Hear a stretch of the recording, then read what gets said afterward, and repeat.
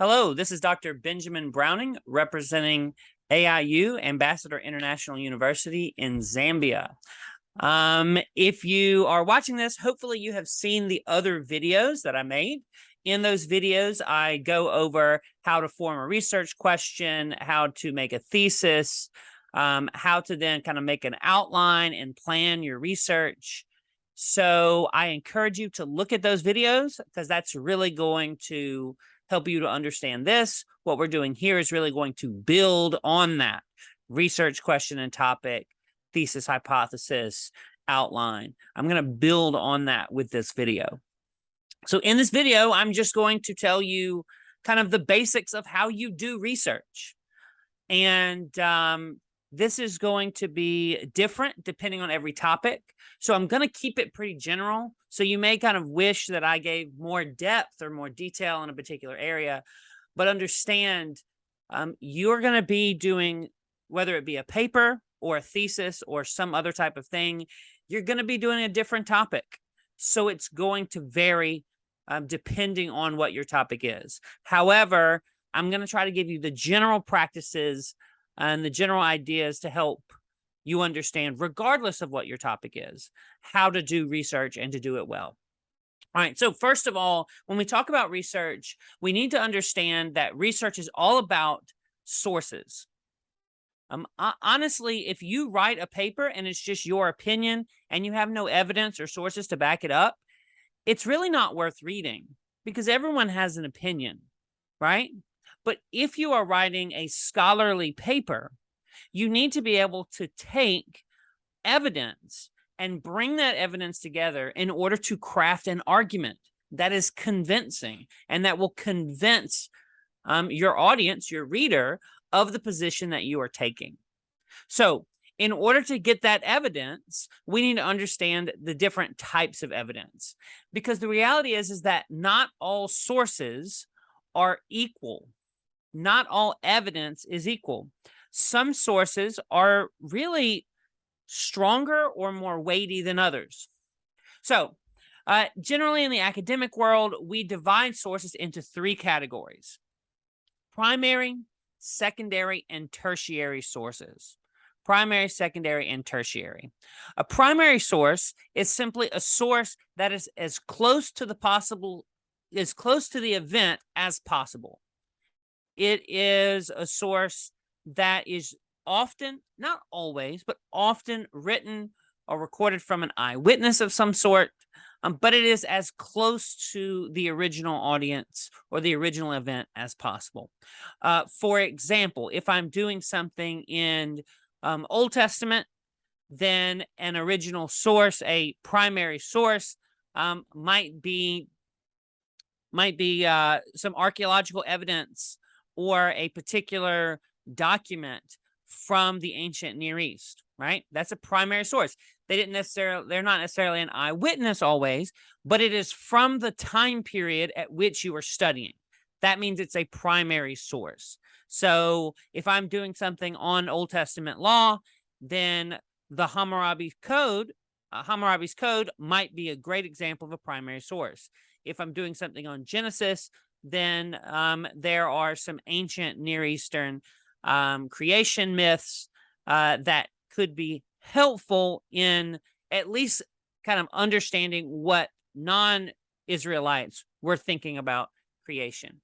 So that's an example of a primary source if you're doing something in Old Testament. If you're doing something in New Testament, which I'll show you some examples of that just because that's my field when I kind of walk you through research. If you're doing something in the area of New Testament, then in the first century, primary sources might be authors like Tacitus or Suetonius, those types of sources, Tacitus, Suetonius, Plutarch, Appian to some degree. These are all ancient historians or ancient authors. You also have those who are not ancient historians, but do write in the ancient world, like Philo or Pliny the Younger. So you have all kinds of writings to that first century BC, first century AD, maybe into the second century AD, who give us information about the historical context around the New Testament. These would be primary sources, right? The New Testament itself, the Old Testament itself, are examples of primary sources. Don't forget that.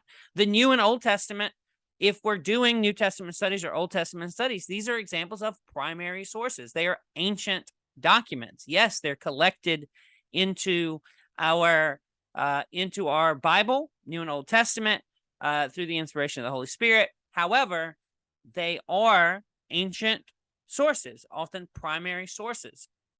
So that's if you're doing Old Testament or New Testament. Now, if you're doing something more theological or pastoral or Christian education or Christian counseling type thing, then your primary sources are going to be a little different. Primary source doesn't necessarily mean that it's old, okay? So a primary source, especially if you're doing something historical, is going to be an older source, but not necessarily. For example, if I am doing a paper on biblical preaching and on what style of preaching is most effective among a particular population.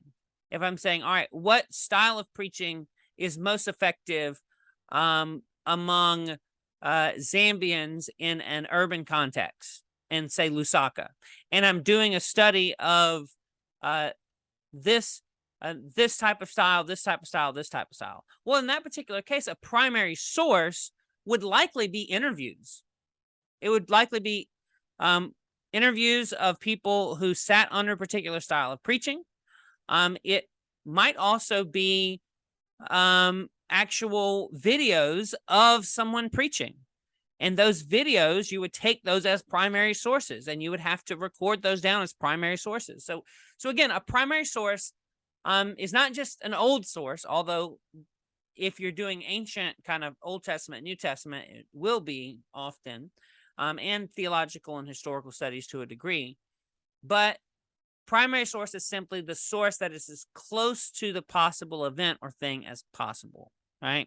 It may be interviews. It may be actually recorded sermons. It may be archaeological evidence. It may be historians, or it may just be eyewitnesses. But that's a primary source, okay? It's going to depend on what you're studying, right? Secondary sources. Secondary sources are sources that take primary sources and then analyze those primary sources and draw conclusions from the primary sources. That is what a secondary source is. So when we're thinking about these secondary sources, it's important for us to realize that what a good secondary source is. So sometimes a good secondary source might be a biblical scholar or a historian or a theologian, or a respected scholar in the area of preaching or something like that. These would all be examples of secondary sources. What they're going to do is they're going to look at primary sources. They're going to analyze those primary sources. And then they are going to, from analyzing those primary sources, they're then going to take those and draw conclusions. Okay. So again, for example, if you're doing Old Testament or New Testament type paper, then a secondary source might be a scholarly commentary, not a pastoral commentary, just kind of written by a pastor. He's likely using other commentaries, but a scholarly commentary might be a secondary source. A scholarly article might be a secondary source. A scholarly monograph, which is just a book, might be a secondary source, a good secondary source. Now, real quick, let me qualify what I mean when I say scholarly, because this is really important. Because just because someone was able to get something published does not mean they're a scholar on that issue. So a scholar is an individual who has achieved a high degree of education and expertise in a particular area, usually by achieving a doctorate in that area. Okay, that's a scholar. A scholar is an individual who has achieved a high degree of experience and education in that area, and credibility and credentials in a particular area, usually through getting a doctorate. Now, you have examples of someone who would be considered a scholar who has a master's degree, because that would be on the scholarly side. So it's not always someone with a doctorate. But again, if you have someone who they did a master's degree, but then they never actually did anything else in that field, it'd be hard to say they're a scholar.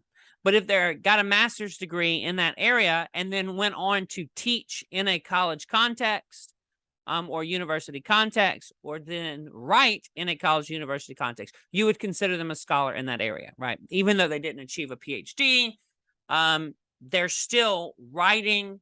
They're still at an academic institution writing and contributing to the field.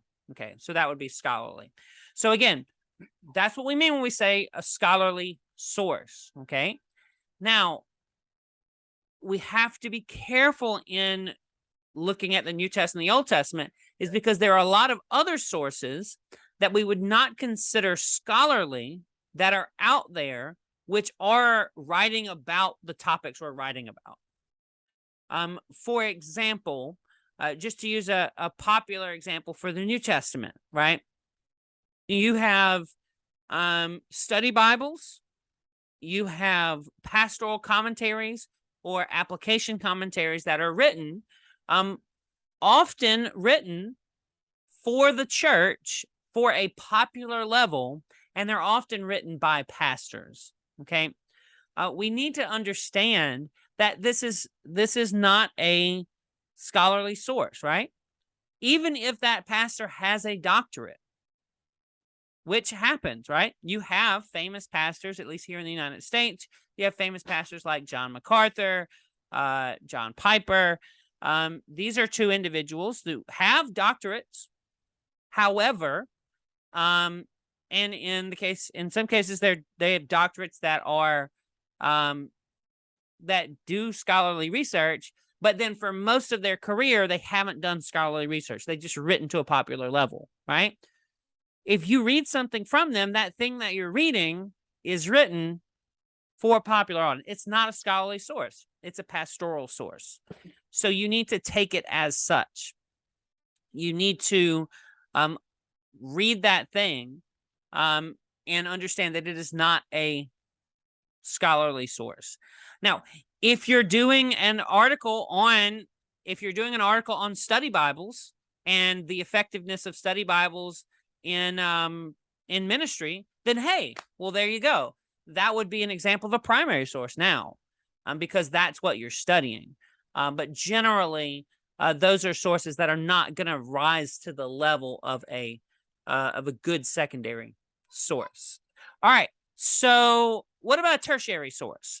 A tertiary source is basically everything else. If a primary source are those sources that the primary sources, those sources that are as close to the possible event or thing that you're studying. Secondary sources are scholarly sources that are analyzing primary sources. Then tertiary sources are simply sources that usually take secondary sources, take the information gained from these secondary sources, then compile those together, usually for popular consumption.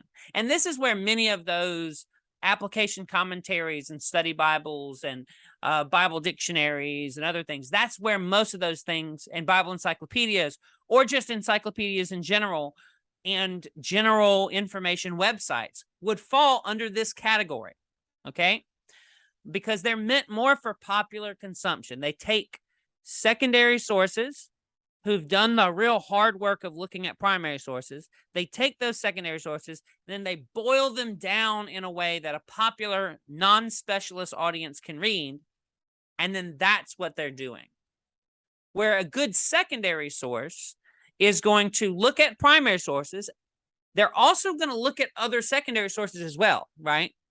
But they're going to be really focused on the primary sources and trying to take those primary sources in order to draw conclusions. They'll be in conversation with other secondary sources, but they're primarily looking at the primary source. Now, if you're writing a paper at a college level, you should avoid tertiary sources in terms of being a key resource. Now, you can use tertiary sources early on in your studies, right? What I would suggest is, like, when you're first trying to figure out a topic, you're like, oh, I might want to look at this topic. Maybe you look at Encyclopedia Britannica. Maybe you look at some other website, Bible study website, to kind of get a general understanding of the topic. But once you've kind of gotten that general, those are not really sources that you're going to be using. They're just kind of getting you acquainted, maybe pointing you to other actual more reliable sources. But for an actual research paper, you want to look at secondary and primary sources. And honestly, you really want to keep most of your focus on primary sources, right? Again, if you're doing an Old Testament or New Testament study, the Old Testament or New Testament are a primary source. Okay. So you want to make sure that you're keeping that focus. Now, with that in mind, we understand the types of sources: primary, secondary, tertiary sources. Let's kind of have another idea here before we jump in. I kind of show you my method for doing research. I want you to understand something else, and that is that just because it is a primary source, or just because it is a secondary source from a scholarly secondary source, doesn't mean that it's not biased. It doesn't necessarily mean that it's reliable, right? Part of your role while you're doing research is to look at sources and say, is this source a reliable source? For example, as a New Testament scholar, I get into this all the time, right? So if I'm looking at an ancient source, then I may look at a primary source, like, say, Suetonius. And Suetonius tends to have a very negative opinion of certain individuals. And when he's writing and he's recording a certain individual, a certain emperor that he doesn't like, and he starts talking about all these things that they did, then maybe you should take into consideration that this author really doesn't like that guy, and he is showing bias. Okay. We also need to get that in secondary sources, right? Because just because someone is a scholar doesn't mean that they are doing the best job of kind of filtering their biases. Every author has a bias, right? But also understand that those biases are going to influence the conclusions that they come to. For example, if you are reading a commentary, if you're reading a commentary and it's a Catholic commentary, okay, and you happen to be reading a passage about church leadership, elders and deacons and that kind of stuff. You're reading in the pastoral epistles, and you're reading about elders and deacons and that kind of thing, and you're reading a Catholic commentary. Well, a Catholic commentary is going to make assumptions and draw conclusions about that topic that is going to be very different than if you're reading a commentary written by a Baptist, or even a Methodist, for that matter, although the Catholic and the Methodist might draw some similar conclusions. Another example might be baptism, right? If you're reading a commentary and it's about a particular passage that involves baptism, then if you're reading a commentary written by a Lutheran, or written by a Presbyterian or written by a Methodist or a Catholic, then that's going to be very different than if you're reading a commentary written by, say, a Baptist or, say, a Pentecostal, right? So these individuals are going to draw different conclusions from the same passage because they come to the text with certain biases. They have a bias. So it's really important for you when you're studying and trying to do research is to not just, it's important to not just take a source for what it says, but to really analyze that source and say, okay, what direction are they coming from? What assumptions and biases do they bring to the table? Okay.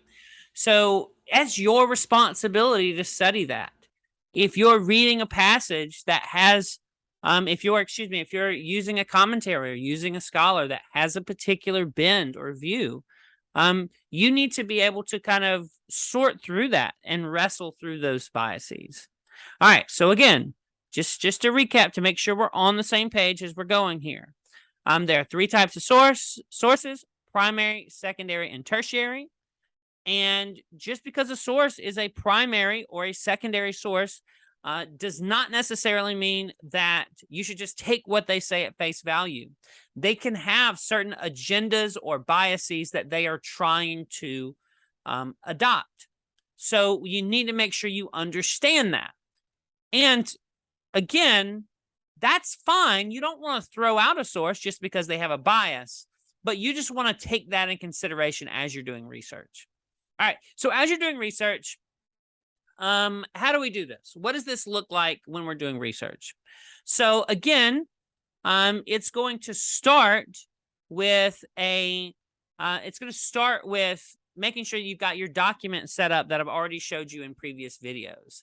So the document I showed you in previous videos, if you look at that,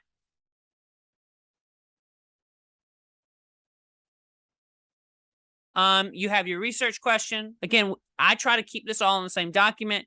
You have your research question. You want to always be able to look at that research question. So when you're doing research and you're starting to look at sources, look at primary sources, look at secondary sources, when you're doing this research, you want to go ahead and you want to make sure that you know that research question. The research question and the thesis is meant to keep you on track while you're studying. So for this kind of topic that I've brought up, which again is a topic that I presented a paper on at an academic conference a while back. So that's what this is. I'm just kind of taking that and I'm putting it in a form to kind of give you an example. In what ways did the Roman commander's decision to allow Paul to speak to the crowd in Acts 21:40 mirror the behavior of Roman officials of the time? And to what degree does that make his behavior plausible? Plausible. All right. So the idea here is there's this passage where a Roman official allows Paul, who had just been attacked by a mob in Jerusalem, he allows Paul to speak to that mob. And some scholars have said, that would never happen, right? An official would never allow that to happen. Well, my thesis is a Roman commander's decision to allow Paul to speak to the crowd in Acts 21:40 is plausible because speeches were a common method for calming angry crowds, and Paul's ability to speak the Jewish language and clarify the situation made him an ideal candidate to speak to the crowd. And so that is my thesis. So this is what I'm arguing. So that means if I find research that either contradicts my thesis, okay, I need to address that, right? Or if I find evidence that supports my thesis, that's all things that go into my research. But if I find something that neither contradicts nor supports my thesis, then that's just kind of extra. And I don't need that, right? So the idea of your research question and your research thesis is it is kind of a a guide. It's kind of guardrails. It's a guide to show you, all right, this is the stuff that is part of my research, and this is the stuff that's out. Because when you start reading, you're going to read tons of stuff that might be interesting. But just because it is interesting does not mean that it is relevant to what you are studying. That does not mean that it is important or helpful for what you are studying. So you need to make sure for a thesis that it is defined enough so that when you start doing your research, you can actually be guided by that thesis. All right, so next was an outline. And I know this is review if you watch my previous videos. Next is an outline. So I went ahead and took the outline I showed you in the previous video, and I kind of put it in a form that is a little bit different, but all the same stuff is there. Just for me, because this is how I prefer to work personally, I put the literature review and the methodology under the introduction. Again, if you remember the previous video, those were each their own separate chapter. I tend to like those as part of my introduction. That's more a matter of preference. You probably will do it the other way depending on your institution. Also, I tend to put the discussion and the restating of and answering of the research question, I tend to put that underneath the conclusion.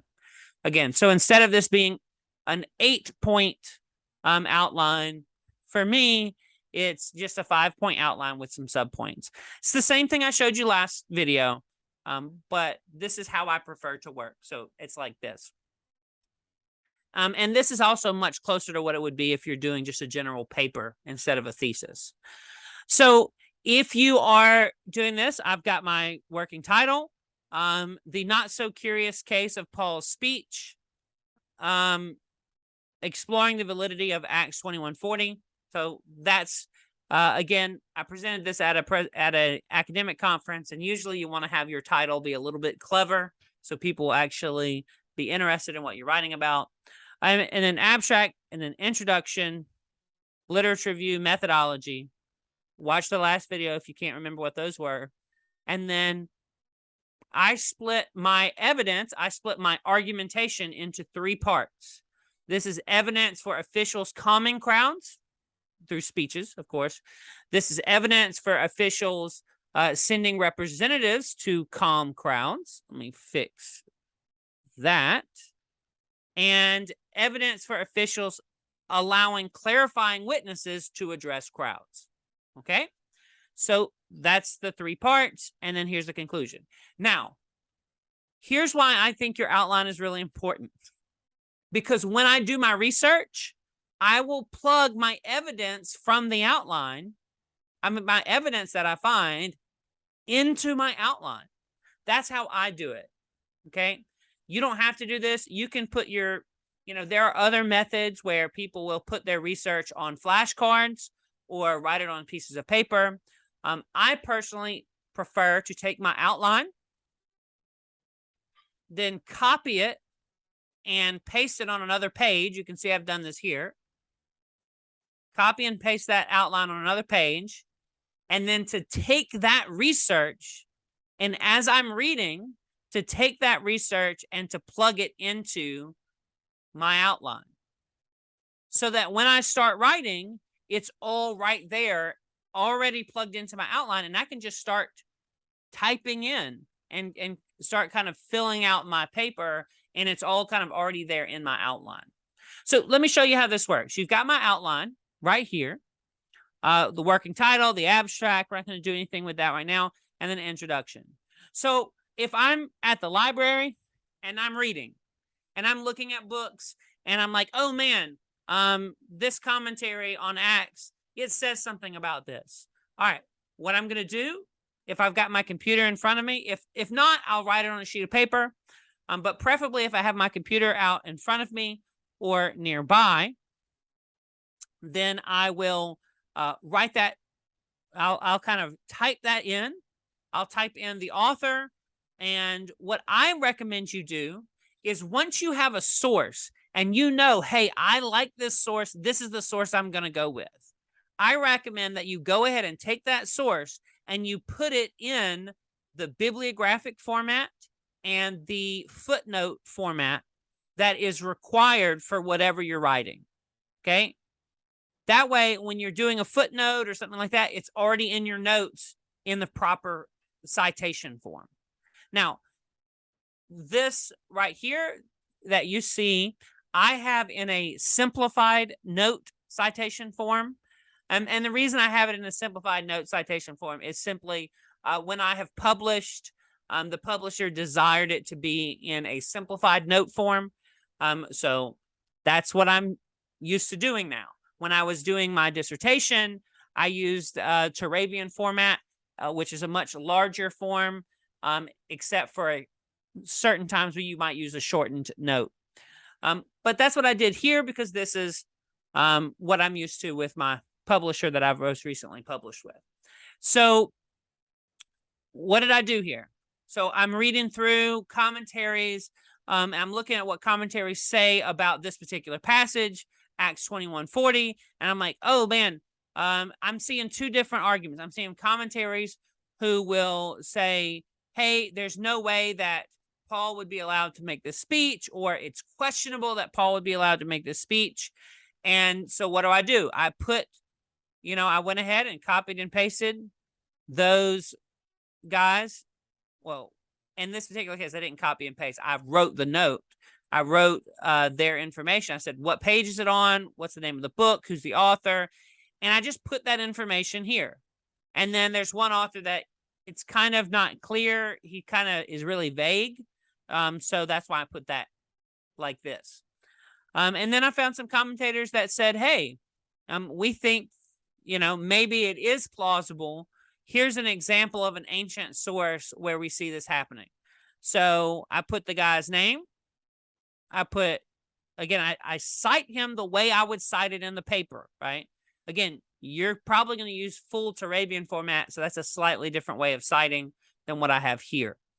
I cite it the way I would cite it in the paper, and then I kind of space out and I put a little note there. Like, hey, he suggested that the Aeneid, this passage, as a possible example of someone speaking to a crowd, but this is a fictional example, so it's not particularly convincing.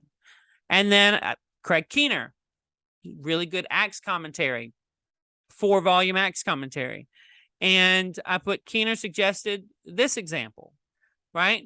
And but he failed to explore other examples in the ancient world. So what am I doing? This is just kind of a very quick, just a very quick example of my literature review where I'm putting in these examples of sources I found.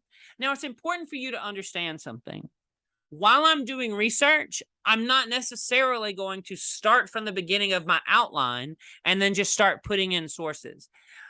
That's why it's important for you to have your outline already set up before you start doing the big parts of your research. Because I may be researching and I find a source. I'm like, oh, this would be great to go into my, my literature review. Or I might say, oh, this would be great to go into the body or the results section. And as I'm studying, as I'm researching, I'm putting in those sources and then I'm writing the notes about those sources, right? So let me give you an example kind of down here in my results section. So once I'm kind of generally got it studied for me as I'm doing research, personally, I'm studying a lot of ancient sources. So I'm reading in Tacitus, I'm reading in Suetonius, I'm reading in Appian. I'm reading these different sources. And as I'm reading these different sources, I'm like, oh man, that's really interesting. So what I'll do is I'll put in a note about that thing. So here I just put in, oh man, Julius Caesar and Augustus both ended up speaking to crowds, right? So I wrote that in here. I put in, all right, Germanicus once said that Julius Caesar calmed a crowd. Again, this is my summary. This is not a quote. If you use a quote in your notes, then you need to put it in quotation marks and you need to make it very clear that you are quoting a material. Because what can happen is if you put something in your notes and you don't put it in quotation marks and you don't write that it is a quote, then when you're writing your actual paper, you might accidentally put it in your paper as if it's a normal thing. All right, so we need to make sure that we're avoiding that, okay? So just again, make sure that as you're studying, as you're researching, you're putting stuff in your outline and you're giving your summary of that information or a direct quote in quotation marks so you know that it's a direct quote, and then you're giving the source. Notice I have down here, I have the source in the right format, although this should be in italics. But when I copied it over, it didn't keep the italics. But yeah, so you need to make sure that as you're reading, you're putting stuff in your notes. So if you've never done this before, this can be confusing. So I want to make sure I kind of help you to remember what I'm doing. So step one, I've got my research question and my thesis, and I've got my outline done. All right. I did have to do a little bit of preliminary research, so early research in order to form those. But those are done now, okay?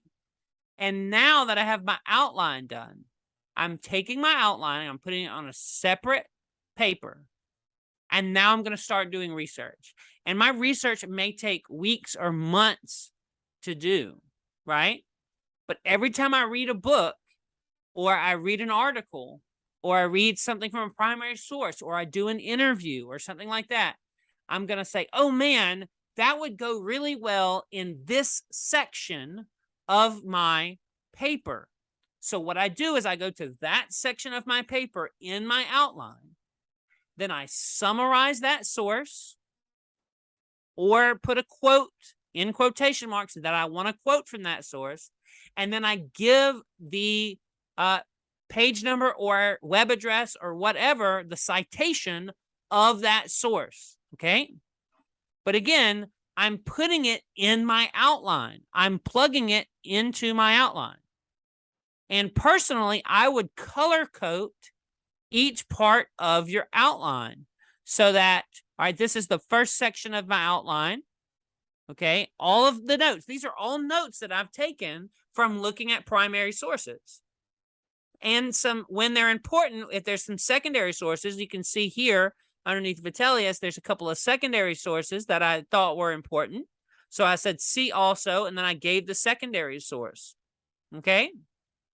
Again, it's important that when I'm making these notes, when I'm writing it down, I'm putting them in my outline, okay? And then while I put them in my outline, I'm writing, okay, in the place where they'll be useful, I'm writing in there like, hey, this is the page number, this is the source, these are all the sources that support this idea. That way, I have that information. When I start writing my paper, I can go ahead and put that in, okay? So again, now I'm switching my color coding here. Why am I switching my color coding here? Well, because the first section was evidence. This is all the evidence that Roman officials would speak to crowds in order to calm them. All right, and I had tons of sources. See all that?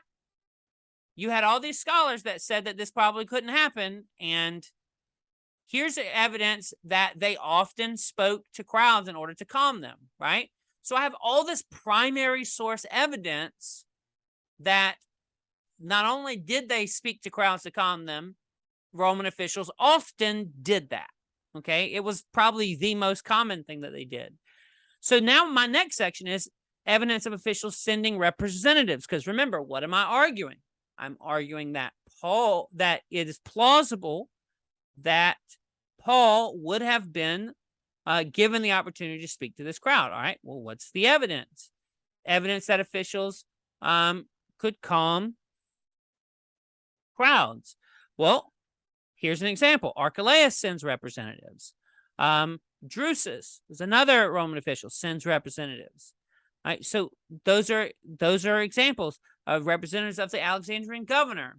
Agrippa, so I have all these. I have several examples of where in ancient sources they have recorded that hey, this kind of thing did happen, right? So what am I doing? I'm making that argument. What's my argument? This is possible, and we see evidence in ancient sources that this kind of thing did happen.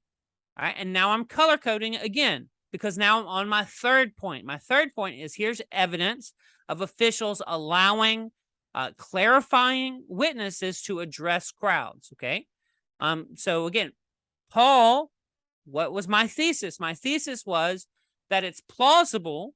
For what reason? Because it was plausible, one, because it was very common to speak to crowds, and two, because Paul was in a unique position to clarify the situation in a language that people would understand, right?